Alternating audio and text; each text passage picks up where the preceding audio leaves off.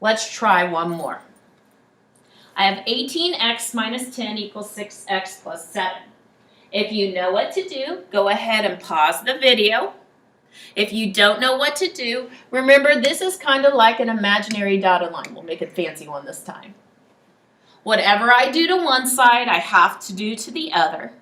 You can move your x's either way, left or right, but by practice, we always move ours to left just so that your x's are easier to work with. So I come over here and I say, okay, I have 6x on the right. So in order to get rid of that, I'm going to subtract 6x from both sides. Now when I do that, 18 minus 6 gives me 12x minus 10 equals 6 minus 6 is 0, and then we bring down the 7. Now I just have a two-step problem. Two-step problems aren't too bad to do. I get rid of any adding or subtracting in my problem first. If you know what to do, pause the video and try it. If you don't, continue on. Add 10 and I add 10. Well, when I do that, these cancel here and I'm left with 12x on the left equals 17 on the right. Well, I have to multiply or divide on both sides. So I divide both sides by the value or the coefficient in front of my x, which is 12. 17 isn't divisible by 12 though. So we have to think about how many times 12 goes into 17, which is 1. But if we take 17 and divide it by 12, we get 1, and then we get a remainder of 5. Well, all that means is that my answer is 1 and 5 twelfths because I divided by 12. If you leave it improper, it's 17 over 12. Now, why didn't I reduce it? Because 17 over 12 is kind of like the last problem we did where we reduced. Well, here's the thing about it. 17 and 12 are not divisible by the same number. 17 is actually what we call a prime number. So the only thing it's divisible by is 1 and 17. And when I say 1 and 17, I did not include a 12 in there. So I can't reduce it. So my answer is 1 and 5 twelfths. If you want to check it, you are more than welcome to. You can use 17 twelfths or 1 and 5 twelfths. And just like the last problem, wherever you see an x on the left and an x on the right, you plug it in and you see that both sides balance. So far we've done one step, two step, combining like terms, and what happens when I have terms on opposite sides. So we're almost done. We have one more idea really we haven't done yet, which was distributing. And that's kind of where we left off at last class period.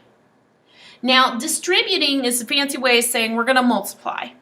We distribute what is in front through the parentheses. But you've got to remember, it's just like handing candy out. Everybody in the parentheses gets the 16. Now, in this case, it's a negative 16, so we have to be careful with our signs. So the problem is negative 16 parentheses, x minus 2 parentheses equals 80. If you know what to do at this point in time, go ahead and pause the video and try the problem. If you don't know what to do, let's get started. So, step 1, we need to distribute. That means take negative 16 times x. If we take negative 16 times x, we get negative 16x. Now, I can't leave out the negative 2, and I don't just drop the negative 2 down. So in order to do that, we take negative 16 times a negative 2, which is a positive 32. And that equals 80. So our new problem is negative 16 plus 32 equals 80. And now it's just a two-step problem. If you know what to do, pause the video. If you don't, let's work on. So if you imagine this is we're still balancing equations and we're still looking at it as left is different from the right, what we can do is we can get rid of the positive 32 by subtracting 32. Now, in order to subtract the 32 from the right side, you will have to borrow. So in order to borrow, what we do is we take and we say 0 can't go into 2, so we're going to, or 2 can't go into 0, excuse me, so we change this to a 7 and we increase this to a 10. 10 minus 2 is 8. 7 minus 3 is 4. So the answer is 48. So is my answer to my problem 48? No. The answer to that step is 48. I still have a negative 16x on the left. Well, I got a negative, so does that mean I add 16? No. Negative 16x means negative 16 times x. So in order to get rid of that, I have to divide both sides by the negative 16. Now, if you know your multiplication facts, you can probably figure that out. If you don't, I'll help you out today. Negative divided by negative is a positive, and the 16s cancel. Let's try a different color. X equals 48 divided by 16 is 3. And a positive divided by a negative is a negative. Same sign's positive, different sign's negative. So I believe my answer to be x equals negative 3. Now to test this, let's plug it in. So we're going to check it. Negative 16, parentheses, negative 3 minus 2. And the question is, does it equal 80? Well, order of operations, say I go ahead and I add these, so negative 3 and negative 2 make a negative 5. So I have negative 16 times a negative 5. Well, negative times a negative is a positive, and 16 times 5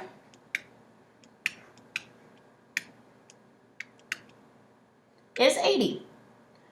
What was I supposed to get? I was supposed to get 80. Hey, look, I did. So my answer is correct, and I'm good to go. So the answer to the problem isn't 80. The answer to the problem is that x equals negative 3, because that's the only solution that will work in this problem to give you a positive 80 in the end. Let's try one more of those, and then we'll be done. So I know I picked two answers that had negatives in front, but these can be done with positive numbers as well. For the sake of going on, let's go ahead and just do the negative like I have. So we distribute first. Oh, wait, I forgot to tell you the problem.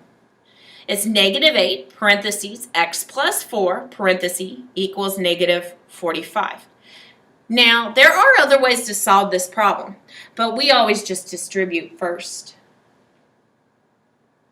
So if you know what to do, go ahead and do the problem. If you don't, let's multiply. Negative 9 times x is negative 9x.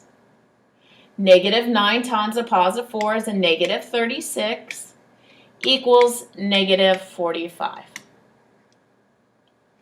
Now, if I'm thinking just like before, I have this imaginary boundary line between the left and the right. So I have to be careful about what I do. Remember, the rule of thumb is if you cross the line, you have to change the sign. So my x's are already on the left, so they're good and great there. But I have to get rid of the minus 36. So the inverse of subtracting 36 is to add 36. So I add 36 to both sides. Now when I do that, the lefts cancel. And once again, I have that negative 9x equals, and negative 45 plus 36 is actually negative 9 because they're different signs. I divide both sides by a negative 9. A negative divided by a negative is a positive. I get x equals positive 1. I can check myself if I want. Negative 9, parentheses, I said it was 1, so 1 plus 4 equals negative 45. Well, that doesn't look right, but remember we do parentheses first. So negative 9 times 1 plus 4 is 5. Well, negative 9 times a positive 5 is a negative. And 9 times 5 is 45. Now, Mrs. Doran, what if I did that problem, but I got a positive 45? Well, you need to check your signs. Make sure you did all your signs right. Because you should get whatever they have as an answer in the problem. So now I've kind of caught us up, shown you everything that we have discussed so far. So hopefully now you're ready for your quiz. Good luck and party on with some math.